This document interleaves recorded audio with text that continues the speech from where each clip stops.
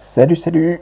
Bon, hier je t'ai dit que j'avais bouclé toute la partie administrative pour la création de JD & Co, mais je t'ai pas trop dit comment. Alors, un petit rajout rapide pour présenter le service que j'ai utilisé.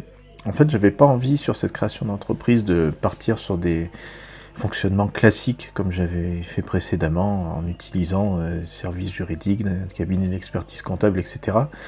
Mais de faire le pari d'utiliser des services un petit peu disruptifs, des startups qui permettent de pallier ou de concurrencer ce type de service. Donc pour l'aspect création, je suis passé par un site qui s'appelle Legal Start et qui propose, contre rémunération en fait, de générer tous les papiers administratifs, les statuts, etc. de ta structure et de faire à ta place les démarches administratives de création.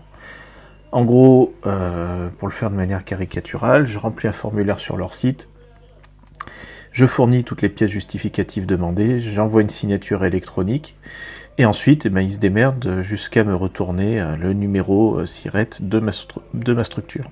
Ça permet pas mal de simplifier les choses. Je ne sais pas encore effectivement ce que ça vaut. C'est vrai que quand on demande conseil à des acteurs plus traditionnels, eux ont tendance à être super méfiants par rapport à ça, mais bon, on va pas demander non plus à un taxi son avis sur un Uber. Donc voilà, je fais le pari de voir si ça fonctionne. De toute manière, j'ai pas une structure qui est extrêmement exotique, hein. Le fait d'avoir des statuts relativement standards a priori me satisfaisait bien. Et pour l'instant, en termes d'expérience utilisateur, j'en suis plutôt très content. Donc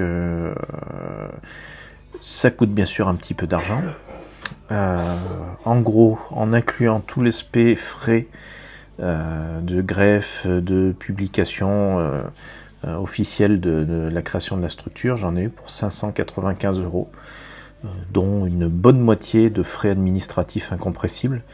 Donc en gros, le service côté Legal Start m'a coûté environ 200 €, ce que je trouve être plutôt honnête au regard de ce que ça propose et surtout en comparaison avec ce que ça coûterait si on faisait faire des statuts par un avocat d'affaires.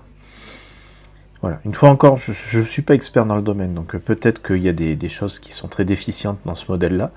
Moi, j'en suis plutôt satisfait. Je te donnerai quelques retours d'expérience au fur et à mesure de la validation de la structure, effectivement, par les services administratifs.